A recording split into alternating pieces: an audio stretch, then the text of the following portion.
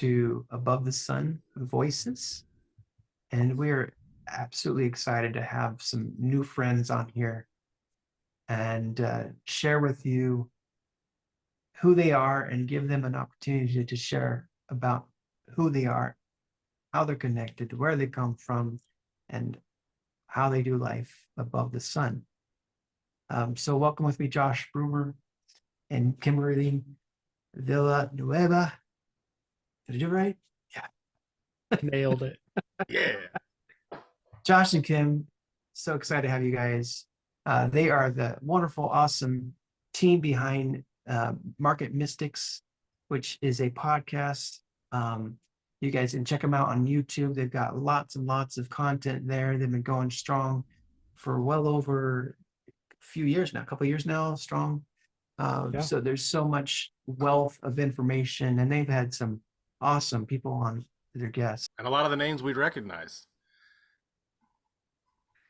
Yeah, and maybe some you wouldn't, but yeah, Absolutely. definitely some you would. We sort of just started interviewing like friends of ours to begin with, and so some of those early interviews, like, they're really fun, they're really great. I go to like an energy medicine doctor, and we've had him on several times to talk about the body and frequencies and the way he like does practitioning. And so we've definitely broadened out kind of it's not just our faith and spiritual walk. Like, I mean, it's tied into everything that we do, but you know, we've had a lot of different types of conversations. Oh, that's fantastic. I look How far forward back to you gotta go to get checking the those doc? out about Yeah. the frequency of the body and such. Yeah, it's a lot of fun. We have a playlist on YouTube of all the interviews that we've done. And so if you just look there, you can see all the, we try to keep it pretty updated, but you could see all of the interviews we've done. But that particular guy is Dr. Craig Farney. We've done, I think, 3 episodes with him now. Cool. Yeah, let's put a link to that playlist in the chat. Yeah. Yeah, Tina, Mississippi Sound, she runs River Sound, and that's the main focus, is the body and engaging with our body, but I'd let her explain it. Yeah. That's a good explanation. Taking care of our body and the river of life that flows from us, and just concentrating on all the subjects and learning together how to do that and do it well. We just learn together.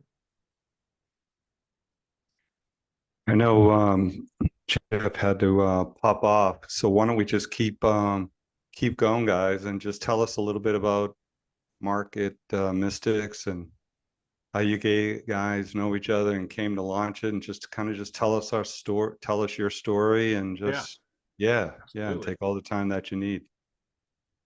Yeah, we can't wait to hear it. Cool.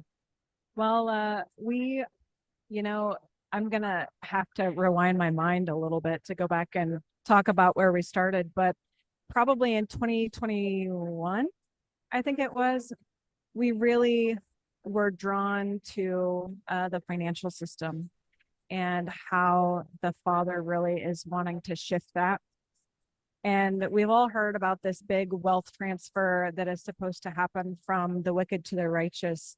And as we were pressing in together, I don't know, I use that language, pressing in, engaging in heaven, praying, seeking, whatever, however you would say that, right? But as we were coming together and seeking about this, we really felt like the Lord was leading us into actively participating in that. And through that, we built a little business that was focused on crypto currency trading. And as time went along, and we continue to seek the Father about what are we doing? What's the next step, right? Where are you leading us? How do we work out your plan, right? About a year later, we felt like he was leading us to start a podcast, and we called it the Market Mystics. It was a funny little thing for us because Josh and I both tend to not be spotlight kind of people. We tend to be like, okay, I'll be behind the camera. Let me sit and listen. I'll observe. I'll gather the information, I will cheer you on, you know, like we weren't really these spotlight people, and yet here he is telling us to do this. And so we started this podcast kind of not knowing where it would go. But we started talking a lot about trading in cryptocurrency, but sourcing those trades from the heavens, right? So it is tuning into the Father and seeking him. What is he telling us to do? When is he telling us to do it?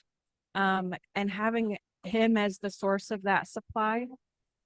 And for about a year, we talked about crypto trading and stuff on the podcast, which was really great, and what he was leading us to do. Halfway through that first season, we started doing what we call Mystic Mondays. So we would just talk about our faith journeys on that.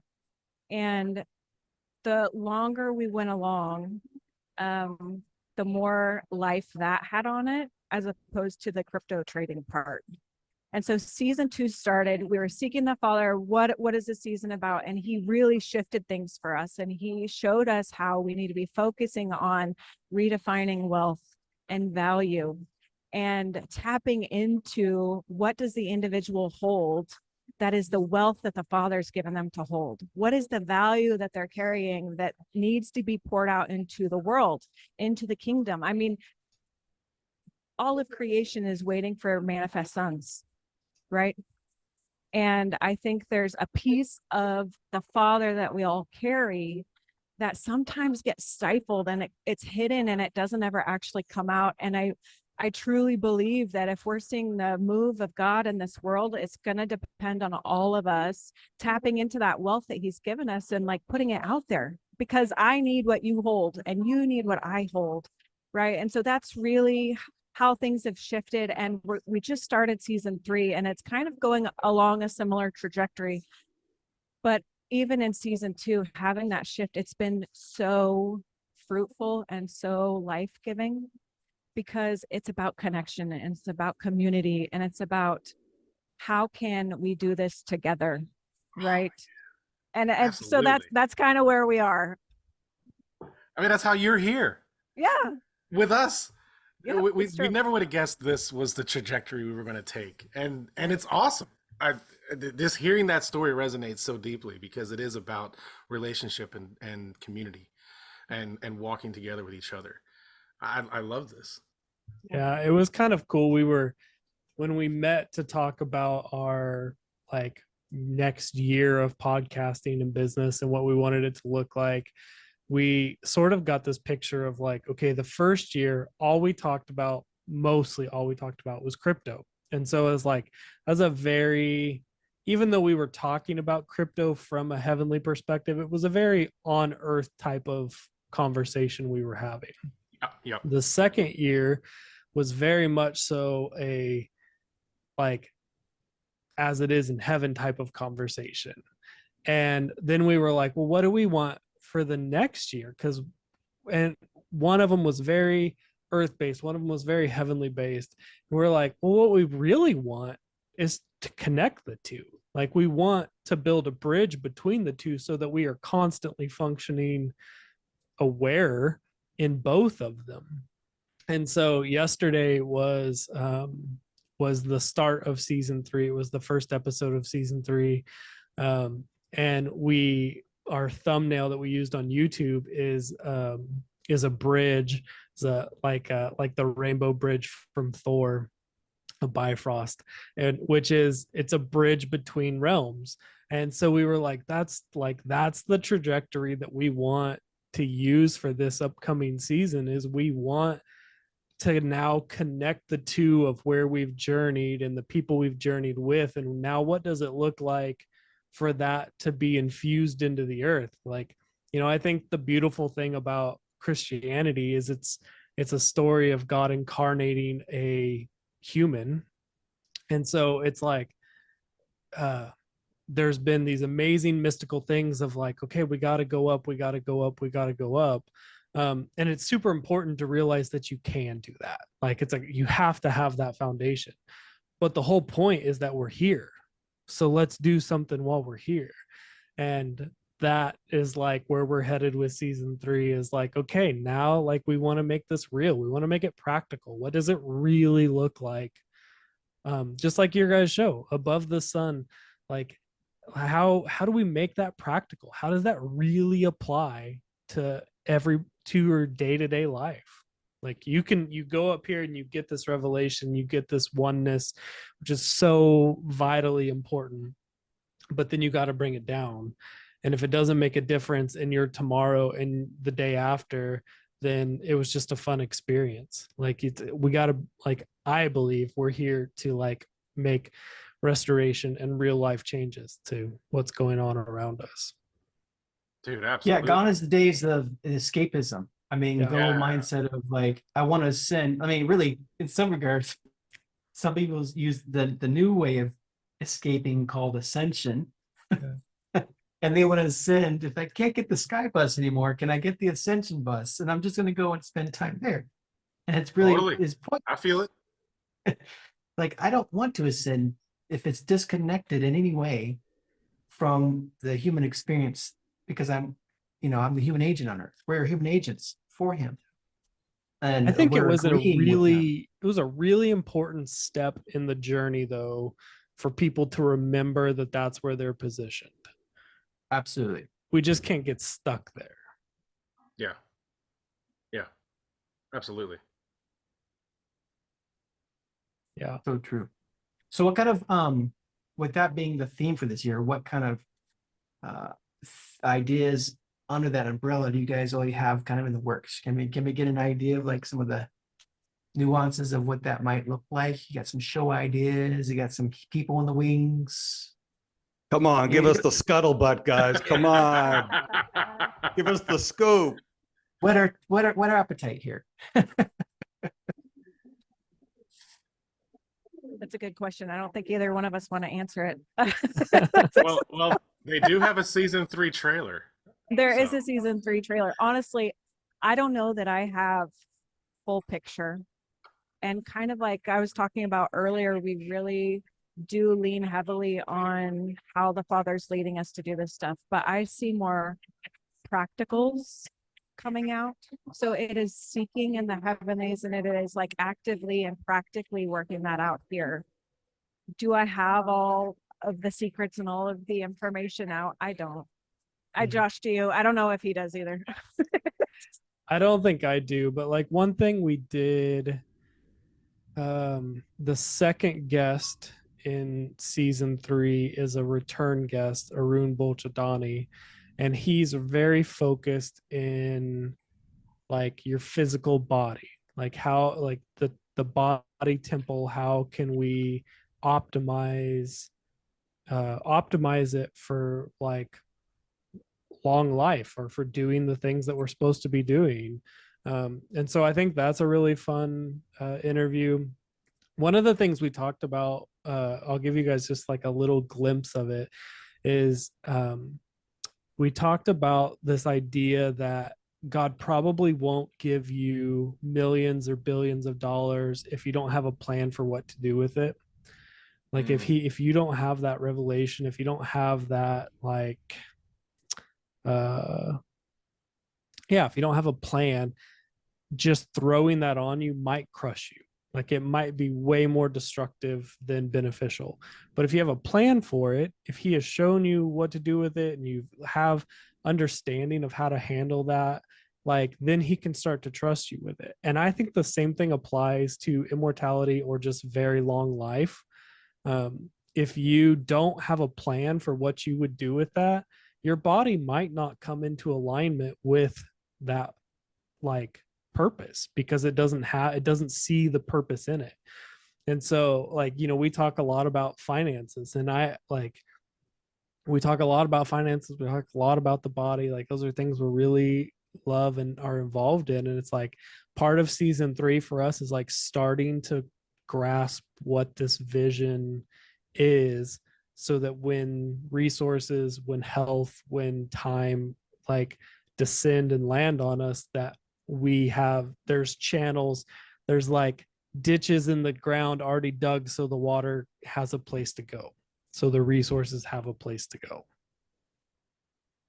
It is pretty clear that's usually a destructive force if you're just going from 9 to 5 paying the rent to I got $1 million in the bank. Yeah. without a plan. I can tell you what I'd buy.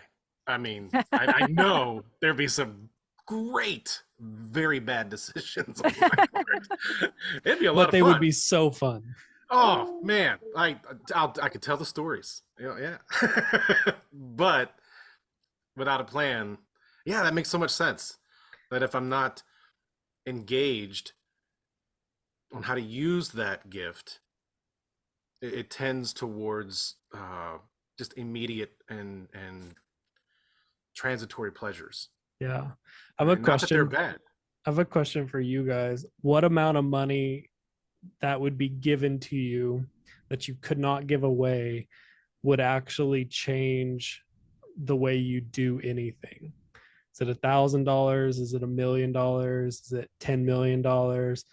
Kim and I had this conversation, and it really stirred like some really interesting conversation, because like for both of us, $10,000 wouldn't change the way either of us currently live our life. I mean, sure, it'd be beneficial. There'd be like some fun things, but it wouldn't make a huge difference. $100,000 would make a bigger difference, but we probably still wouldn't change our lives. Like, you're not going to go quit your job or do things like that, buy a new house or car. Like, you're not going to do that with that amount. So what amount of money would actually make a difference? And that's where this conversation of making a plan, like, really started to come into place. Is like, okay, like I need, if I need 1 million or 10 million or 100 million before big differences come in, then that's the mindset that I have to start training myself to think in. Yeah. Do you guys have an idea of where that number would be for you? Yes. Very cheap. I'd go with 100,000. Yeah, I'll take 100,000. But and honestly, that answer comes from doing the math on the pressures I have on my Right. back on a day-to-day Exactly. basis. Okay, so how would I walk differently if I didn't have the pressure of paying my mortgage, Hmm. of going to the grocery store and paying for utilities? Mm. Forget extravagances. So that's the first line. Would that change the way I live on a day-to-day basis? Yes, but it wouldn't add anything to it. Yeah. It would just remove the pressure. For me, because I've thought about that same question. Like, what would I do? What's the breaking point where I would leave, let's say, my 9 to 5 and begin to do full-time singular studios? And like, what is that money, that number? And so, by faith, I do a lot of stuff right. I moved my family sight unseen to a new place. No home, no land, no nothing. So I can do that. And my family's wired to do that. We've had that dialogue. What are we willing to do without in order to jump across the Jordan for this thing? So like I say, I'm cheap, it's because we were willing to forego certain comforts in order to make that transition, because we desire to cross over so much more. It's actually growing, right? You guys feel the same thing. It's just a growing, like, before it was like, no, I'll make sure this is good, that's good. I'm like, no, I don't care anymore. I just need to get across the river now. I'll do whatever it takes. If I have to patch a hole in the boat to keep going, let's do it. Because the desire to step into what he's calling us to do as a family is just increasing. So, but yeah, it's good dialogue to have for sure. I agree. And recognize the number that would take my focus outside of my personal address is a higher number. Because I mean, every answer to that question that initially pops to mind has to do with this address, where I live, my family, how I eat, how I move. It doesn't extend out beyond that until a much higher number. But what does that say about me? Yeah, that hits hard. Yeah. We just teased it, so I'm not giving anything away, but our first guest of season 3 is Chris Blackaby. Oh, man, yeah. And he has a story of like basically 9 years of living truly by faith, where if God's like, hey, I need you to go do this, he shows up at the airport and someone buys him a ticket, or like, just weird things like that have happened to him for like basically 9 years straight. And so I think he said 2020 and this year are the first years that he's in recent years had some type of steady income from something he's doing. And it's really interesting how even having an income started to limit what he thought, because all of a sudden he started living within that budget when he just spent 9 years living without a budget, where God just said, hey, I need you to do this. And so it's a really interesting conversation. And I don't believe that God calls everybody to live that style, that lifestyle, but maybe he calls everyone to have that relationship with money where they're not bound by it. And if he says, hey, I need you to go do this, you go do it. One of the things Kim and I are both involved in is a project in South Africa called Eden Protocol. And it's, we sort of sit on an advisory board for that company and nonprofit there. And it's a project by the community for the community, I think is the best way to really describe it. And like, there's been several times where it's like, okay, we need to go to South Africa. And it's like, well, we don't know how we're going to do that, but somehow it shows up and we're there and we spend our time there, and we like, and it just is amazing sometimes how, if you're actually doing what you're supposed to do, that all the other pieces come together if you like take your hand off it for a minute. I heard a quote just yesterday. It was C.S. Lewis, and he said the gates of hell are locked from the inside. Hmm. And I look around my house, and I'm like, I've built myself this gilded cage. It really is, and to live outside of that, that's exciting. Hmm. Scary. It is Terrifying, legitimately terrifying in many ways, because yeah. I've spent a quarter century here building expectation that this is where I am, these are my walls, and it's a prison I've made for myself. Yeah, and I do want to emphasize that it's not the money that's the problem. It's not the house, it's not the car, it's not the vacations. None of that's the problem. It's the mindset around them Yes. that needs to be addressed. And Yep. once you deal with that, like, I believe God wants some of his kids to be billionaires and to run massive businesses. I truly believe that is in his heart. It's probably not every single one of them, but I do believe that there is a large number that he wants in that place. But you gotta, Kim and I talk about this a lot, where you gotta have it from the right source. Like, it's got to come from the right place. And so we talk about this concept a lot. We've even talked about building merch around it because we talk about it so much. But it's like this concept of going up and down the mountain. And when you're going up the mountain, you're shedding identities, you're shedding hobbies and things you do. And you get to the top and it's oneness and it's just bliss and it's amazing. But then he's like, okay, now you got to go back down the mountain. And as you're going back down the mountain, he starts giving you things to pick up. And sometimes they look really similar to the things that you set down. Sometimes they look super similar to the things you set down on the way up, but now they're coming from a different source. And so although they look similar, they don't function the same. You don't use them the same. And so maybe on the way up, he took away where you were currently working. But then on the way down, you get a new job and you're like, wait, I thought I left my job. But now it's like sourced from him, and all of a sudden you're outworking things in a really different way and making an impact that you weren't making before, and you have a different perspective on it. And so it really is, I think that applies to everything. Like, the source of what you're doing is so important.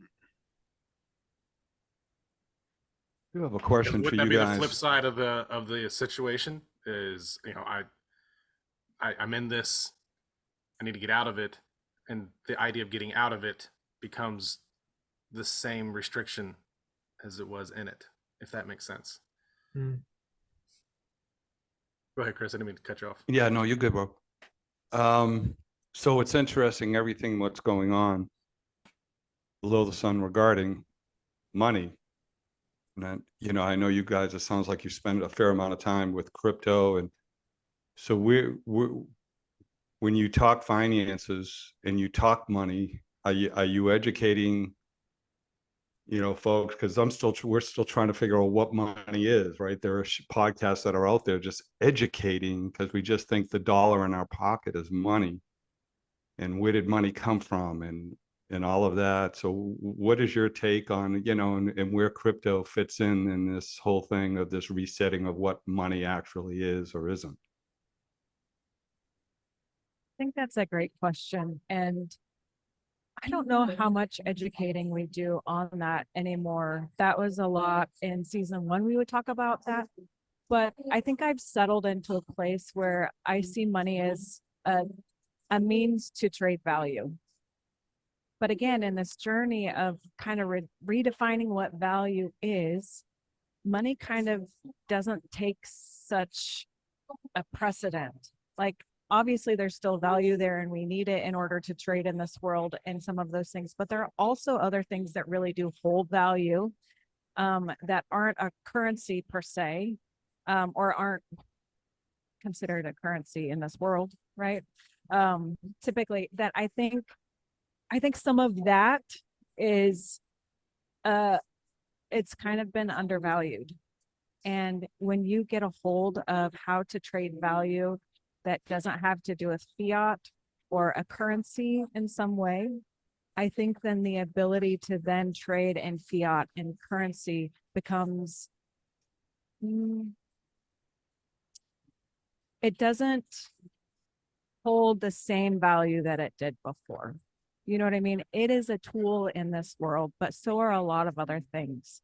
And so when we kind of put it into a more righteous place, and don't look at it as the savior or as the thing that will get us out of this trouble, you know what I mean? Those things, and know that we can source other resources, then I think we start seeing money in a more healthy way.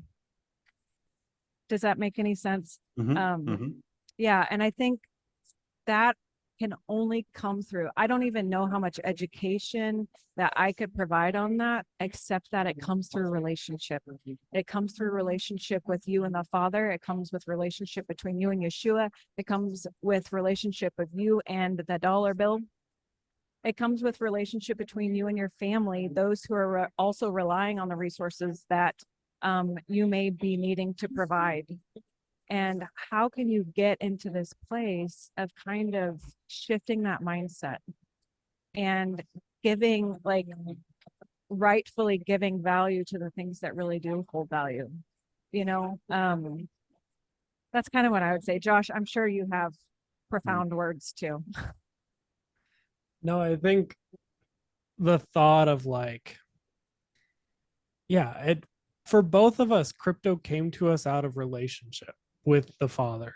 Like, we were led to start investing in it because we were having conversations with the Father, and he was like, hey, have you looked at this? And that, so like, we got into that space out of relationship, and I don't want to step out of that relationship just for the idea of teaching someone something. Like, I mean, it's, knowledge is amazing. People perish for lack of knowledge, but also if knowledge becomes your source, then, like, I don't think it becomes beneficial anymore. And so knowledge has to be paired with relationship. And so, like, we're happy to share our thoughts on the dollar, on crypto. I just started reading a new book just for fun. It's called Family Fortunes, and it's people who interview. See, some of you guys have read it, or have heard of The it. Bonner family? Yeah. Okay, change my life and put me on the path, which answers your question earlier. What's the big number?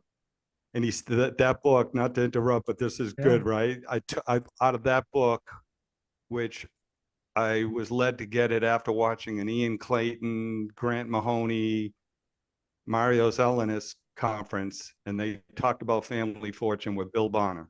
Okay. And the thing that I got out of that book take a big position in a big trend and leave it alone for a long time. I'll say it again. Take a big position, which in the time was crypto, right? In a big trend, uncertain of where it's going to go, and don't touch it. And that was another question I was going to ask, because you guys talk about trading, and I do a little bit, but I've already accumulated. I just don't want to touch it and leave it alone until it's safe to come out and to get yield off it. And you can live off the yield, because everything we're doing, we're administrators of what he's given us to be stewards of, to keep it safe and to grow it. And if you're entrepreneurial and all that, then go for it, right? But it's all his. And how do we manage what's his and take a little bit off the bottom? But that was a great book. So there's just a great confirmation. I love that. Yeah, that book, Kim and I just recently had a conversation that was inspired by that book, but it was like the mindsets of generational wealth and the way you live differently if you're planning for 100 years, if you're planning for 200 years. And so like, I think that's really important in all these things that we're talking about is, what is your plan for this stuff? What's your plan to do with it? And if it is, okay, God, I want $50,000 because I need a new car. Great. But if your goal is, hey, God, I need $50 million because my kids, my children's kids, my children's kids need an inheritance for this purpose that we're building to enlarge the kingdom, and you're an administrator of that, like you, all of a sudden the plan that you're using is totally different. And that book sort of spurred that conversation. And I'll be honest, I don't even know how I have that book. Like, I don't know who told me about it. I don't know where I got it. I just know that it's on my bookshelf. And so I picked it up and started reading it.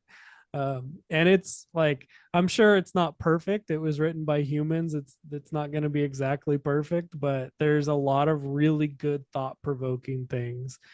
We interviewed William Paul Young a while back, the guy who wrote The Shack, and we did a book club over his book Eve. And so we interviewed him, and he came on and met with the people who were doing the book club and answered our questions about it. But one of the things that he said is, as a church, he noticed that people often read to find out what was wrong with an idea, but he reads to find the life inside of it. And so it was just like, we hear people say all the time, eat the meat, spit out the bones, but how often in life do we actually do that?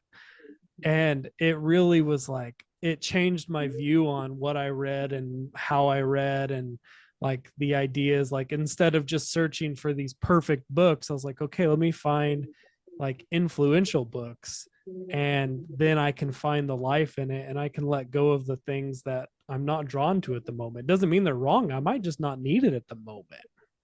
So we're extremely focused on our own family lines, but isn't this a family line? Still trying to figure out, what do we have to do to get those of us that potentially have resources, are going to come into resources? Where is everybody, and what can we do together in the right spirit and do something big? So that's kind of my hope. That's why I'm just loving this relationship and just going deeper, and so it's because I just think that it's all of our mountains, growing our mountains, but maturing in our mountains as we come together to be a mountain peak with other mountains. I mean, that's kind of the way I see it. I don't know how we're going to get there, but I'm still imagining it. I think one of the most important things about being a son of God or claiming that identity is that you're claiming a bloodline. Like you're saying, that's who I belong to. That's the bloodline that I come from. And that changes so much when you get rid of that orphan mentality and you step into, okay, sonship. And through sonship, what's important through it is it's the bloodline, it's the inheritance, it's all these things that we're talking about come into play when you look at that. So good. Yeah, wrapping my head around all these things will be added. Oh. And what I need to pay my mortgage this month. And, yes, and that like that was like that's something that's so like you can have these ethereal mystical conversations that are so fun and so full of life, but also you have to pay your mortgage, you got to buy groceries.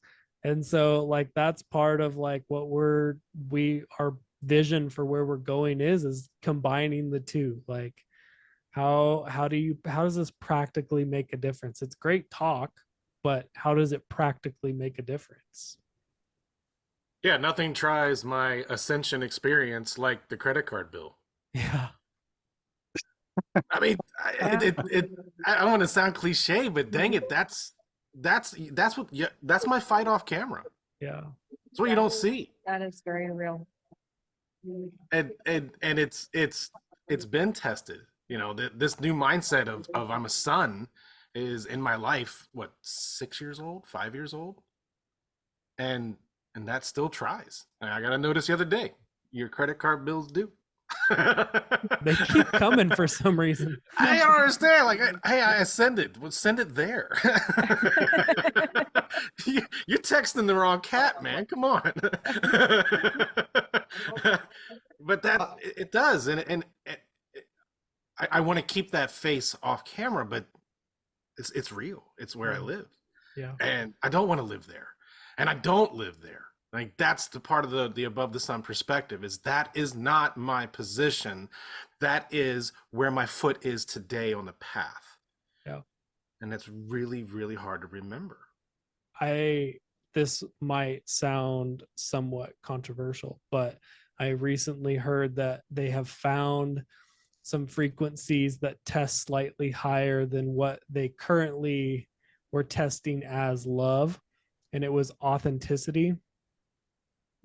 And so if being real about who you are, where you are, what you're doing was higher. Now in myself, I heard that and I started arguing, well, I think being truly authentic is like a really high form of love. And so maybe like it's just what they're defining as love was testing lower than that. But I just think that's amazing because you know, we there's the Bible verse that talks about a house divided can't stand. And like I've heard that taught so many times as like husband and wife, but I think it's head and heart. Like, oh, absolutely. I think it's so much so inside of yourself, like being unequally yoked. Yeah, I have definitely been unequally yoked inside my mind and inside my heart and inside my spirit. Like, that's Totally. definitely been a thing. I've definitely been divided there. And if the highest thing that I could possibly do is learn to connect all of that into one unit and be truthfully authentic, like if I say I'm going to do something and actually do it, like that creates so much trust within your body. Like Yes. even just little things, like my wife taught me this. She used to practice this of doing like, okay, I'm going to wash the dishes now, and then go over and wash the dishes. Okay, I'm going to go take out the trash now. And you go and you take out the trash, and you start those repetitions of your body hearing you say, this is what I'm going to do, and then following through on it. Like that just builds this trust and authenticity inside of you, where like, then when you say, hey, I'm going to go like do something amazing, all of a sudden your body believes you, and it starts creating the energy to do that. Yeah. Oh, but that resonates so much. Right, that's good. That's huge. I mean, this team here has seen my authenticity being an authentic jackass more than once, right? But I mean, there is a layer of trust, and I wouldn't show a stranger that. I wouldn't be that free to show because it's a vulnerability. But that whole thing of trusting myself. Oh, I don't have the words to say just how much that resonates. And then the deep feeling of connectedness when I realize I'm not the only one. Because so much of my inner not mixing, that division, that unequally yoked, I feel isolated with. I'm the only one. Everyone else has it together. I find those thoughts always through my head whenever I'm struggling. I must be the only one struggling. But then the community aspect, the relational aspect of coming out and saying, hey, I'm struggling. And it's like, okay, I'm not the only one. This is okay. If you can do it, I can do it. The benefit of that, I don't have words for. It's incredible. I think that's part of loving yourself. You have to be authentic, but you have to learn and be in relationship with yourself. Yeah. And in doing that, you can go to the higher frequency of love because you can trust yourself and you're real. And that's like this group that we have. We've been in relationship so long that we are just real. We are authentic with each other, and we can trust each other. And it's just a space to come no matter where you are and be who you are that day. And we help each other get through it and over it sometimes and get to the other side of it. But it's out of that relationship with each other, but it's being in relationship with yourself. I mean, that's what seeing the face of Yeshua did for me. All growing up, Yeshua represented a list of standards that I wasn't adhering to. They were good, some nice flannel graph, but it was always separate. But when I look on his face as me, looking on his face, not the face that was presented to me, not the Protestant iconography, but his face, and I don't feel condemnation. I feel support. I mean, he's not sugarcoating the bad stuff, the stuff that ain't working. Like, he's like, yeah, I ain't working for you. Of course that hurts. Stop eating nails, man. I get that, but there's not a condemnation for it. There's an encouragement, and I see that in the faces around me. I'm seeing Yeshua's face in each of you, and that's coming through. And I know this feels like well-trod language, but it's no less significant 6 years later than it is right now, and how powerful that is, and encouraging. And then to be honest with myself, well, all right, I don't know where that was going, but all good, bro. It's all good. I think that's so good. And I was just thinking as you guys were talking, I was really just thinking how I want to just honor you guys for the space that you're keeping with this, because your authenticity does come out. It does show through in how you present yourselves. I can see the individuality in each of you, but I also see like that frequency of love that does flow between you. And it's like mutual honor, mutual respect, mutual love. Like I see all of that. I just, as someone who doesn't tune in regularly, I just want to call that out and say, I do see it. So even if you're feeling like maybe sometimes you don't have the whole picture out there, it's still coming through. You know what I mean? Like, I really have to commend you for doing this and laying yourselves bare, and being willing to put yourselves out there, because it's not the most comfortable thing. But what it does is it spurs other people on. It encourages me to go, oh, I can show those parts too. You know what I mean? Those parts that I hold so close and I don't want other people to see. I can put it out there, and then there's light on it, and then there's community, and there are people who relate and who won't hate me for it, and all of those things. And so I don't know, I just wanted to put that out there and just really honor you guys for holding this space and creating that environment for yourselves and for the people that you're connected with. It's huge. awesome. Yeah, so appreciate that. It's so good. I think we needed to hear that. I needed to hear that. You know, sometimes, Heck yeah. I think you guys said it when we talked last week that, do we do this thing? And if we do, I mean, what if nobody shows up? And, we just know, when you just know this is something that we're called to do, and all of heaven shows up. whether they're not Yeah. necessarily eyeballs and views on YouTube or wherever. So it's just, because you do want to make a difference in other people, that when we do say things, not to hear ourselves talk, right? But we know that, that I think we're all about Isaiah 61, setting the captive free and binding up the brokenhearted. And if we can just say one thing and encourage somebody. So yeah, appreciate, as you guys have kind of motivated, me personally and ATS, we're energized and just so excited that we have an opportunity just to hear your story and to journey together wherever it takes us. So thank you for that. So good. I mean, talk about other currencies. Attention is a currency. Today, Yeah. it's probably the most important currency. Yeah. And so how I navigate that, how we navigate that, I was just listening to an interview yesterday with two YouTubers who said that when they started YouTubing years ago, the number one metric that they looked at was views, but it is switched now.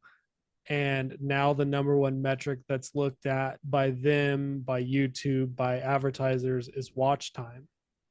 And so you're talking about attention being so important, and that, like, it's exactly right. It's shifted from like how many clicks did this get to how long did someone sit on it? How long was their attention on it?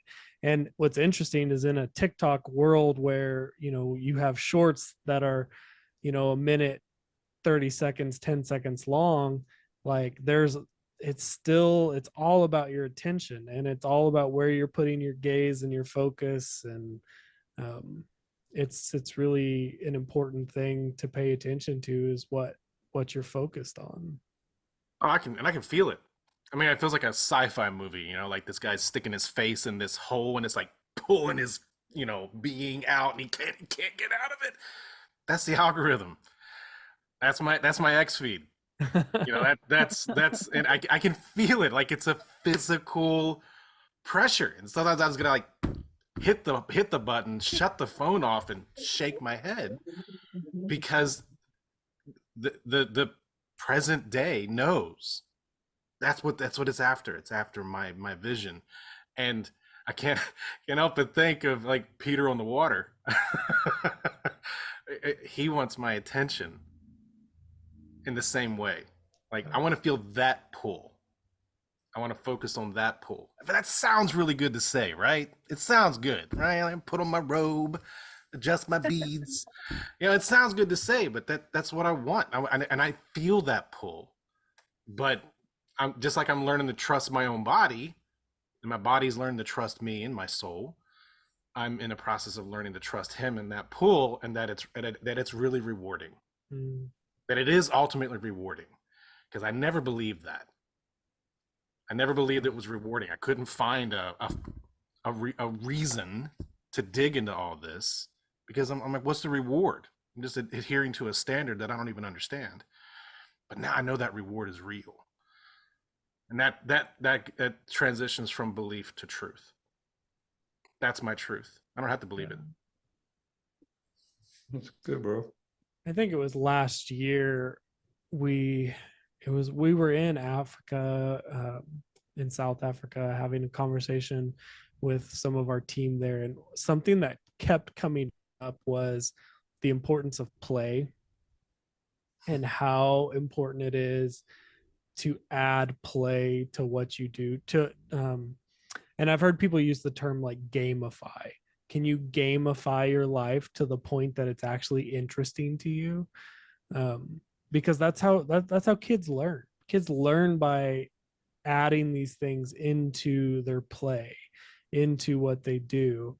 And in some essence, I think that's what we're called to do, is like, and like, I don't mean this in a irreverent way at all, but like, can you gamify your walk with Father? Like, what would it look like for you to sit down and play a game with your Heavenly Father? Like, we've had this view of this like holy, almost unapproachable type figure, at least Yep. in some churches. Sure. Not totally across the board, but No. in a lot of churches. But what if you like, and that's absolutely true. Like he is absolutely all of that. But then what if on the other hand, you sat down and you played Uno with God? Like, what would that be like? And so like we've been talking about that in finances and in our podcast, and like how do we gamify this stuff so that it's actually compelling and interesting and we want to be a part of it. Like, Yeah. I mean, I don't know about you guys, but I'm like conferenced out. Like I don't want to go Yeah. sit in a room and just listen to someone talk for hours anymore. Yep. I want interaction. I want to do things. I want to play. Like I want to integrate what I'm learning into my body. And that comes through play, through movement. That's how your body processes trauma, is through movement and integration of what happened between it. And when you learn new skills, you've got to integrate it from your mind to your body. And like that's what we're doing with the spirit now. Like is we've learned these things, conceptualized these things, but now we got to integrate it into this physical's flesh that we have. And what does that look like? And so like you're just talking about these concepts and how you've experienced Yeshua, and I'm like, yeah, I think he's getting ready to like drop some fun on the earth. Like I think it's gonna be really fun. Yeah. If his yoke is easy and his burden is light, then it should feel it. I should feel Right. it. If I love games, but they're my favorite form of entertainment. But if I'm not getting a response back, achievement, acceleration, upgrade, something, I'm gonna stop playing. It's not fun anymore. What's the point? I don't want to say I'm that shallow, but hey, I'm that shallow. I need some feedback, man. I need the ding. I need a little achievement trophy. I need to feel that because that's encouraging. I'll keep going. And what this has taught me is that my map has expanded. My map has expanded. What? This is possible? The spirit, the flesh, the body, the realms, the ascension. It's possible. I want to go there. Yeah. And be satisfied with every step on the way as some kind of, if there's a light at my path, I want to see the light. I want to see the light when I take a step. And I recognize that I'm not saying I'll be like this tomorrow, but where I'm at today, I need that. I need that. I need to see that happening and have something tangible and measurable that feels good. And he feels good. He does feel good. It's not all feeling, I get that. But even that might be part of an old mindset, just that resistance to being almost, what is that? I don't know what word it is, but just like self-pleasure motivated. But he's pleasurable. Anyway. Yeah. I like open world sandbox games. Yeah. Fallout series is my favorite series. Absolute favorite series. I've played them multiple times. And I like it. It's that feeling of what has the developer hidden for me to find? What's around that corner? It doesn't even have to be exciting, just something. The only enemy is invisible walls. I want that feeling of discovery and freedom. Give me the freedom to go into the place I wasn't supposed to go. What a blast. Hey, Yahweh is an amazing game developer, dude. You should see what he's coming up with next, bro. Get ready. Yeah, absolutely. And I used to feel selfish for having that mentality, but I don't now. He wants to work within the framework that he built me. I've just been filling it with stuff that's not satisfying. That's all. What do you guys, you talked about, being a bridge, market mystic, connecting above and below the sun. Where do you guys see that going? It's kind of like a lot of us are probably burnt out from conferences and And I love this whole virtual thing. Wish we were all in the same room and could hug on each other. And so what does that look like? We're not going to a conference. We haven't moved to a commune yet.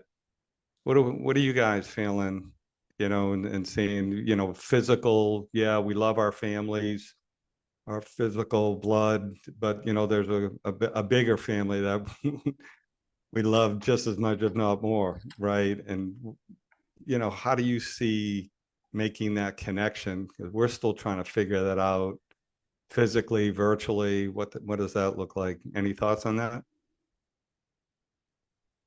I have only one thought, and it's interesting. I spoke to someone this morning who was talking about this too. But I think right now we're kind of in this time of where there's a lot of power and connection in the voice. I think this is why you see platforms like this that are so helpful. People who are willing to just listen to audio of other people talking for hours on end, right? Because there's power in that voice. It still feels like connection. I think ideally you have something where it can be back and forth and conversational, right? Because that's actually a relationship. It's not just information, right? It's not a one-sided connection. But I think that's really where it is. And I have to believe that there's such purpose in okay, this may be controversial. I hope it's not. Even in the pandemic, one of the things that it really showed us was that we can still be connected even if we're not in the same room, right? The Zoom, the company, like bolted, right? Like it was huge, and people know this name now, but it's because you can still talk face to face without being in the same space. It isn't the same. And I agree, because there are frequencies and there's vibrations and there's something about sharing a space, breathing the same air. But there's also something about being completely connected to the rest of the globe at a moment's notice, and being able to look into someone's eyes when they're saying things and when you're saying things to them. And I think sometimes this is probably not the kindest thing to say. Social media has been like, I've had such a hate relationship with it. I'll just be honest. Yep. But I think sometimes getting away from that individualized communication where you do see each other's eyes and you do see their reactions and things. People have gotten so numb and will say things they would never say to somebody's face. You know what I mean? And it's taken the individual out, and it's taken the connection out, and it has become just information. And it's right, who has the loudest voice? And to me, I think for a season at least, there's so much power in the voice and the spoken word and the exchanging of that audible sound between one another. And I think we're really becoming attuned too. Like just me 10 years ago versus me now, I can pick up on nuances and voices. You know what I mean? I can pick up on that love frequency. I can pick up on that honor frequency. Why? Because it's there and I'm tuned into it. But we're learning these things, and they're technologies like my body didn't know fluently 10 years ago, 20 years ago. But now we're coming into this. It's this new language, and it's so needed. I mean, you even look at the integration of AI and stuff, and they can sound like you and they can look like you, but do they carry that frequency? Nope. You know what I mean? And this is the technology that we carry that can't be replicated. And I kind of love that. Right. And yeah, and so we're learning this language, and it's a beautiful thing. And it is the human piece of like what we're representing here, right? And so we can even take that frequency that we're in that throne room with the Father. We're picking up on him. We are learning from him. We are his son, and we carry that frequency, and we can bring it out, and people hear it. They recognize it. They may not know what it is, but they hear it and they recognize it. And then they'll talk to you, and they'll recognize it in you, and they'll be like, what is this that I'm seeing? What is this that I'm picking up on? They seem like they're related. I don't think they are. They don't look the same. They don't have the same name, but there's something, right? And it's like that love. It's that love frequency that we're called to carry, right? They'll know them by their love. And so we have this really cool and distinct honor of being able to carry that and speak it out. And people are picking up on it, and they're learning that language. And I think, I don't know, I guess that's my answer. Oh, it's huge. Yeah. And there's something to it that Jeff was just talking about the other day. Like, what was it that connected people in such a way before the Tower of Babel that required Yahweh to pull that apart?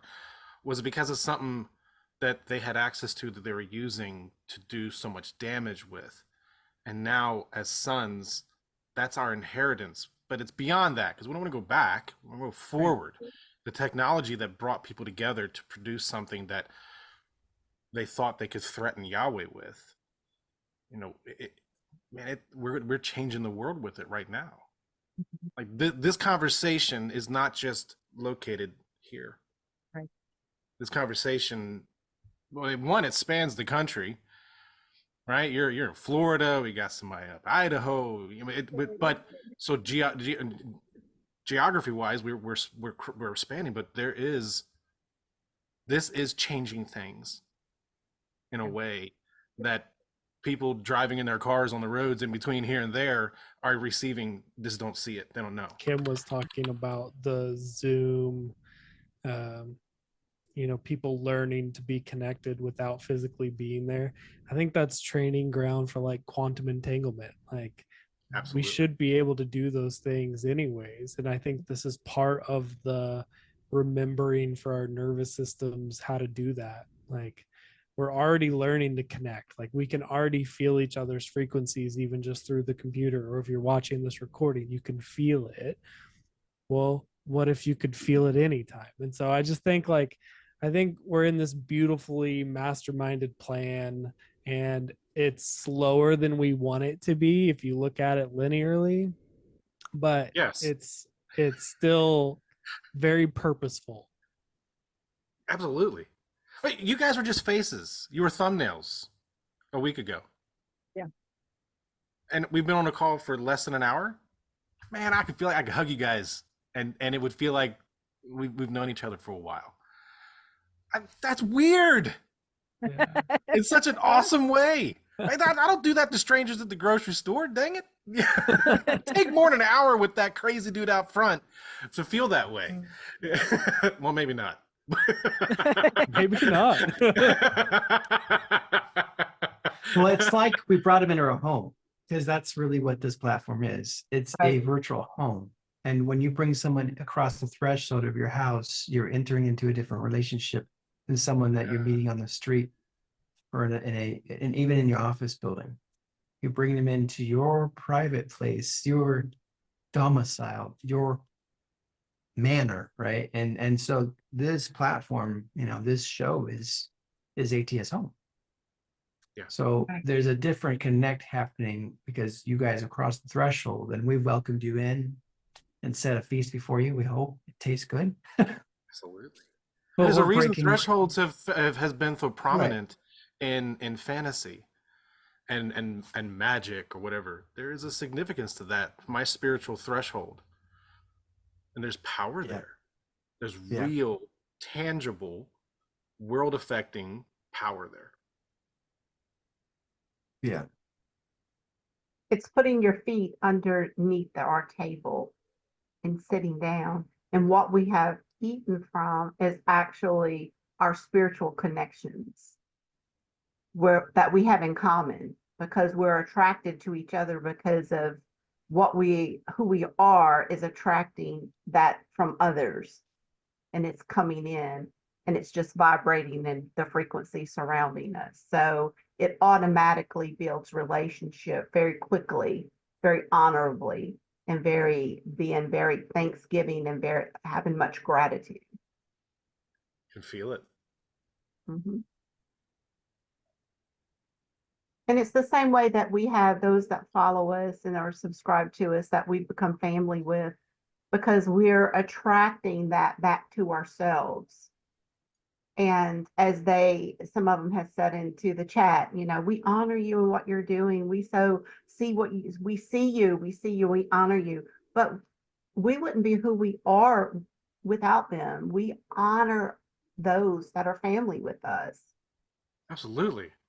10,000 faces I've never seen, never met, and don't have a connection with can't even hold a candle to two people. Two people sitting right in here that have walked with us. Wouldn't trade that. That's value. That's currency. you're those that follow you guys, it's so interesting. So, how many subscribers do you have? Wait a minute, subscribers, they're family. We've got to come up with something better than subscribers.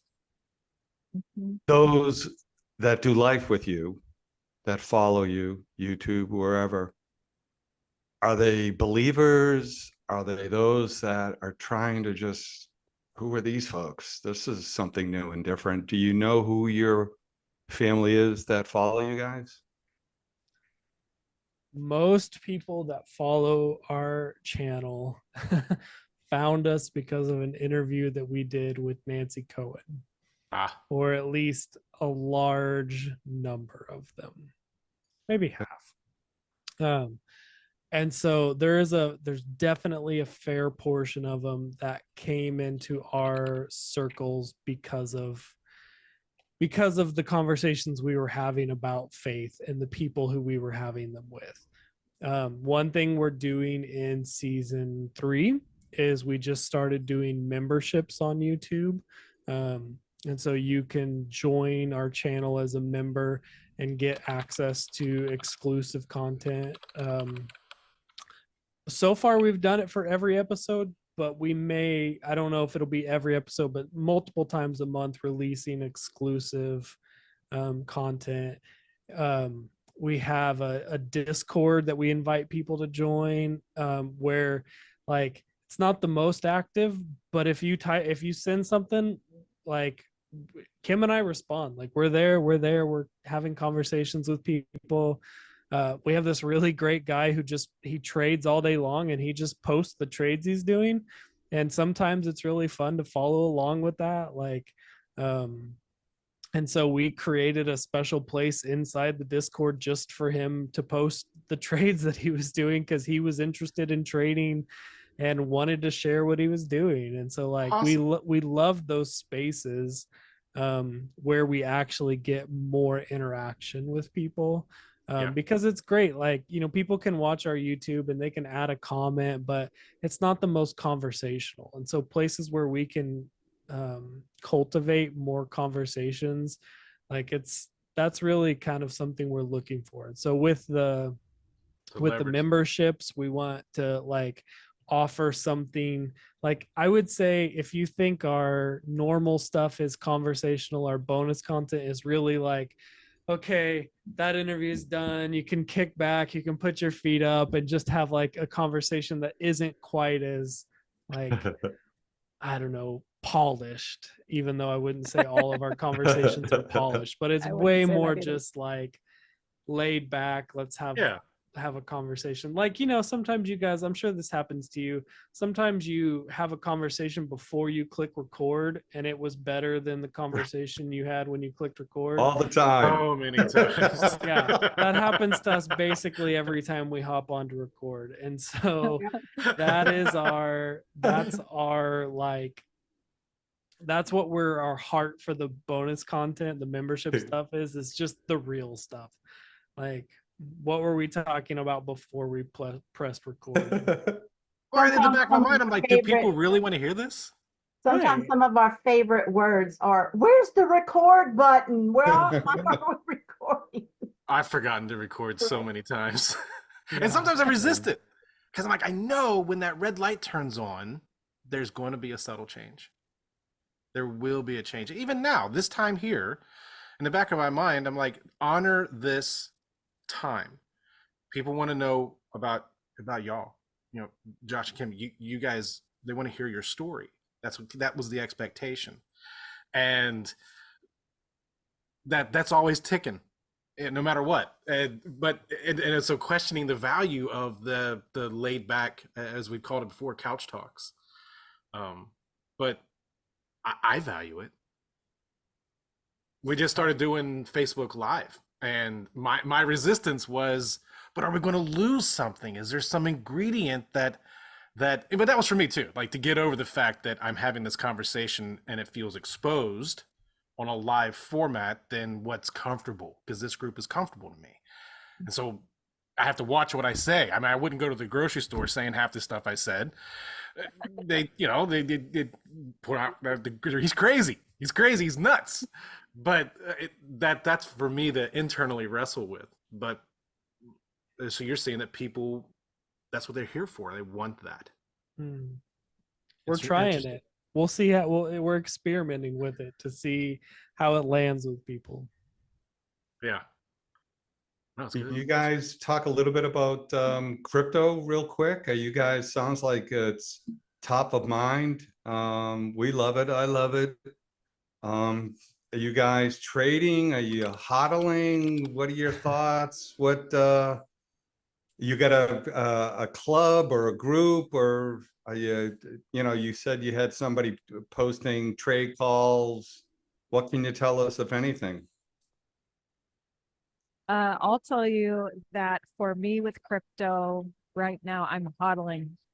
I'm not actively trading. Yeah. I haven't been led to actively trade. And again, like I know it sounds all ethereal and like righteous. It's just relationship. I mean, truly, like I don't try to trade outside a relationship with the Father, and He hasn't led me to trade, and so I haven't. And He hasn't led me to pull out, and so I haven't. So my position right now is hodl. And it's been kind of cool though, because it was almost a year, I think, of pretty radio silence about it. And then about a month or two ago, I think it was October. That's longer than that. October. So really there was kind of a spark lit again. You know what I mean? And it was like, oh, start looking at it again. Pay attention. You know, look where this one is going. Look how this one is behaving. And I say that in the weirdest way possible. Like if I can, like, there are very spiritual aspects to a lot of these things. I won't reveal it for you. I would expect you, if you're curious about it, to go like ask yourself, right? Like ask the Father for yourself, like what are these weird things that girl's talking about, right? But it really is kind of watching the behavior, like what's happening with it. And so I have had a little bit of that reignited recently, but I don't have any active trading that's happening. So when you do trade, obviously the asset doesn't matter whether it's Cardano, Monero, Bitcoin, it's a trade. But okay, Bitcoin goes up, everybody else goes up. Bitcoin go down, everybody else go down. Now you have those contrarian coins. So are you agnostic to the coin, or do you pretty much stick with the top 1, 2, 3? It doesn't matter. You'll take the 1,000, try to get that 100x, use 10x leverage. Are you doing anything crazy? Is it speculation, or are you truly swing trading? We're going in as a team. It's a swing trade, and we're going to get out in 3 weeks, and we're going to make a 40% gain. Are you strategic, or just again listening to the Father? Okay, now it's time to take it off the table, and you're arguing with Father. But no, Lord, it's going to go up another 10%. Just keep in mind we're not financial advisors. Yeah, I know. Nothing we say constitutes financial advice. This is not financial advice. Yeah. Past performance is not indicative of future performance. All the Dude, that's good. All the things. Not your first rodeo. I think there is you can find wisdom in how to be a good trader. Like just technical analysis. This generally means this generally means that. We're good friends and have interviewed Mark Wilburn a few times. He has a company called Neo CDG. It's amazing. If you want to learn how the fundamentals of how to trade, I don't think you could find a better person. Absolutely agree. Yeah. But a lot of our trades have just been out of a time of prayer. Okay, Father, like I'm feeling you leaning this direction. How much money do I put in? How long do I leave it there? There was a time in our life a couple years ago where we were pretty actively trading crypto in and out, sometimes days, sometimes hours, sometimes weeks. And then we sort of both were like, okay, like I actually believe in the technology of crypto, and I think I could trade it as a financial instrument, like I trade the S&P 500 or as I trade anything else, but I don't actually want it to function the way the current system functions. I believe in the technology and the evolution of it, and so I want to treat it differently. And so we both, I mean, I'll speak for myself, but it kind of happened for both of us, changed the way we dealt with it and became more of longer term investors. And like, I will say some of my biggest wins came from altcoins, came from some of the really obscure things that happened. But if I was telling someone who didn't know anything about it where to start, like, Right. Bitcoin's a great place to start if you have nothing. I love Bitcoin. I think it's an amazing instrument. I think it's a great evolution in finances, but I'm not a Bitcoin like maximalist. I don't think that it's the only one you should ever touch. I do think that there is value to be found in other coins. Right. But that value may be different. Like Kim and I have talked about this a bit, where like if any of the cryptos were actually going to become a currency, I think Bitcoin has the best chance of doing that. But does that mean that the other coins don't have utility and don't have value? No, but honestly, it probably shouldn't all be called cryptocurrency, because it's Right. kind of like we're putting this name on it that is sort of misleading, because some of the other coins have no intention of being a currency. They're just providing a utilitarian function. Right. And if you're looking at it through the lens of currency, you're not going to see the value. But if you're looking at it through relationship or through another lens, you might see the value in it. And so I always tell people, if you don't have anything, like, buy some Bitcoin, just buy something that's like if you're getting someone who's getting into like precious metals, like buy a piece of silver or buy a piece of gold. Like that's where you should start. Then what you can start finding more unique and rare and other pieces of it, but just start with the basics. If you're going to invest in currencies, get a couple dollars, and then you can look at some of the other currencies. Like start with the standards first. And that's what I would say to people. But like I also, for like years, have just traded the normal stock market, and real, like, there's value in that. And I do believe that like it's time to evolve the way we treat some of that, but it doesn't mean that there's not still value and transactions and opportunity that exist within those places. And so Have you guys ever come across anybody that's developed an algo, like a trading bot, that'll do it for you, and it'll kick out, a percent every other day, every day, whatever? Have you had it? I know they exist. I have not used them or researched them really. Yeah, we had, before we all got together, ATS, there was a group of us over at Our Father's Business Alliance. We'd meet on, I think it was Saturday morning, and there was a gentleman, I want to say he was from Kansas City. His name escapes me, but he was in the process for believers to have a tool, especially obviously with AI, and are there ways that we can automate trading so it doesn't have to, for those that don't have their emotions and greed and fear, take them every which way, right? I was just curious if you had any experience with any trading algorithms, I haven't ever used one, no. Dude, I got into crypto for the rebellion of it. Pure. A lot of people did. All right, I'm shocked, dude. Shocked. It's a bombshell. I'm just like, let's take it back, man. Take it back. You get enough people to say, hey, this is valuable. Well, that thing becomes valuable. Yeah. Period. I mean, there's a lot of people who weren't pro crypto because they couldn't see the value in it. But there's a lot of people who will never buy a Pokemon card because they don't see the value in it, or a baseball card, or right. Lots of things that have been used as trading tools for years. Like, I know there's videos of a guy who paid $1 million for a Pokemon card. He saw value in it. And I think one thing that crypto and NFTs did was it showed that the current generation and the younger generation are putting their voice to where they see value. And it baffled the institutional money and the people who came from that, because they were saying, no, this is where I see value. And they're like, well, why would you see value there that's meaningless? They're like, well, because my friend made it and I love it.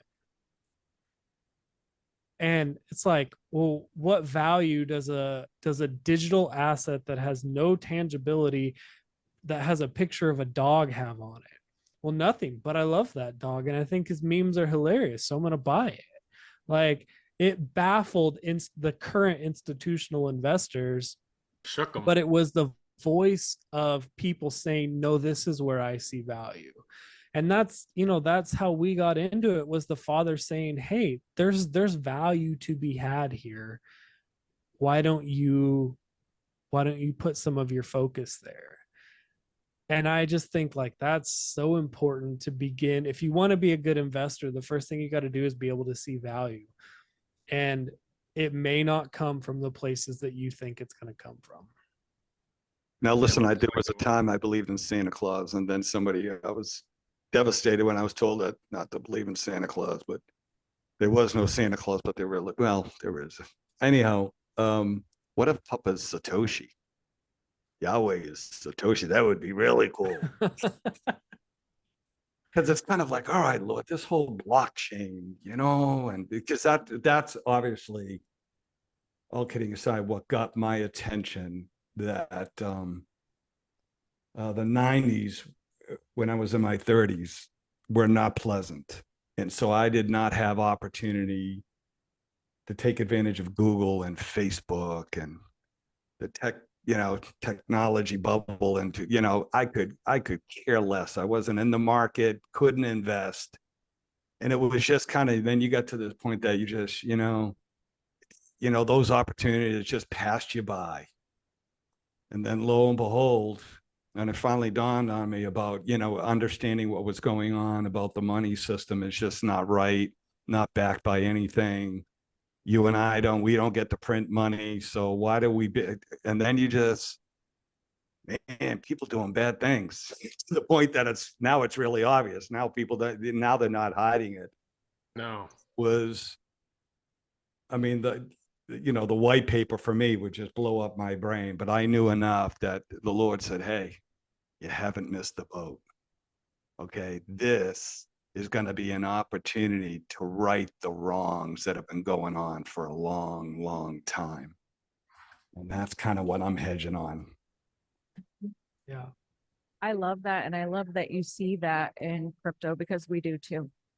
Yeah. Honestly, it's been years and years of being tuned in and seeing systems and foundations starting to shake and then start crumbling. And this is like very ethereal. Like, this is me engaging and being with Yeshua and him showing like literal foundations, but it's world systems, right? And it is like, here is something that is not righteous, and the foundation has to shake and it has to crumble, but something will come back in its place, and it will be better, and it will be righteous, and it will be of the kingdom. And truly, that's how we were led into crypto, was because of that, and having those experiences with him and us having them separately but similarly. You know what I mean? Like, this stuff is coming, and there is a way that's a bit better. And I think there's also been this shifting, and crypto has really brought this to the forefront of not having to be subject to just one thing, right? So we live in the United States and it's the almighty dollar or whatever. But then here comes Bitcoin and it says, no, this is peer to peer. This doesn't go through third party. This isn't just an IOU. This is actual value being exchanged, and you can exchange it with me without it having to go all the way around, right? And I think simply having the awareness that there are systems in place, but you don't necessarily have to be subject to them. That in itself is wildly freeing, and is like what helps to start bringing down like unjust systems and these things that haven't served us well and that won't continue to. And I think that we've all seen kind of the writing on the wall that the dollar is shaky. Why do they keep printing more? There is no value to back this up. Are we supposed to pretend like this is going to hold its value? Do we really think the world is going to continue to trade in the dollar if its value continues to go down? Like, there's questioning that's happening, but I think it's a very healthy thing. And I think it does have to do with kingdom. And there are better systems that are like queued up to come into that place and make it a much more righteous system again. I don't know that it's perfect. I don't know, because there's still I agree. human, right? agree. Still human Sure. involvement. But I is agree. it better? And can we start seeing some righteous trading happening? Well, the Yeah. story's better. It's a better story of where it came out of what it was intending to do. It ain't got to be perfect to be beneficial, right? I mean, that's the relational aspect is something that's peer to peer. I mean, even just that idea alone, peer to peer, me to you. That's it. Right. That's all. Well, the that's other thing involved. too is obviously, depending on what your perspective is, and I would just encourage all of us to just absolutely at the end of the day is just to trust Yahweh. CBDCs are going to be a real deal. Whatever it's coming, they're just buying time. Whatever that's there, they're going to continue to play their hand. But you know what, Lord? Catch their foot in the net which they have hid. Right? Catch Let's them in make the a- let's make plot a- which they have devised and break the arm of their Go ahead. plan. Do what you And want. he's got I a make lot of puppet. surprises. Heck yeah, man. He's got a And I can lot make a of puppet. I make a surprises. puppet avatar. Hey, there's my CDC avatar or CBDC, whatever. Don't ignore the man behind the curtain. we're not. The kingdom isn't threatened. On to our expected time, we can continue this conversation as long as we want. But just want to make sure we wrap this up in a way. Yeah. Jeff was not able to stay. I had to go from work, so he said to pass on his love to you guys, and just want to say really thank you for coming on. Yeah. We really enjoyed this, and we look forward to whatever this new relationship has going forward, and want to, from our kingdom to yours, bless you. So blessed Market Mystics, bless Joshua and Kimberly, Yes. and Yes. I can't wait to see what season 3 opens up. Or really, the doors are already open. So see what comes out of it. Yeah. And Thank That's you guys so beautiful. much. It's been an Yeah, honor love to you be here with guys. you Been an guys. honor. And if anybody out there want to trade, you can trade into Market Yes. Mystic directly. Of course, you can trade at abovthesun.io. We'll make Mhm. sure anything that comes in goes to them. But Yep. otherwise, just so love you guys, everybody that's out there, and just keep loving big, and we'll love each other soon. Yeah. Thanks for Absolutely. coming Thanks, on, guys. guys. Yeah. Have a great show out there, Kim.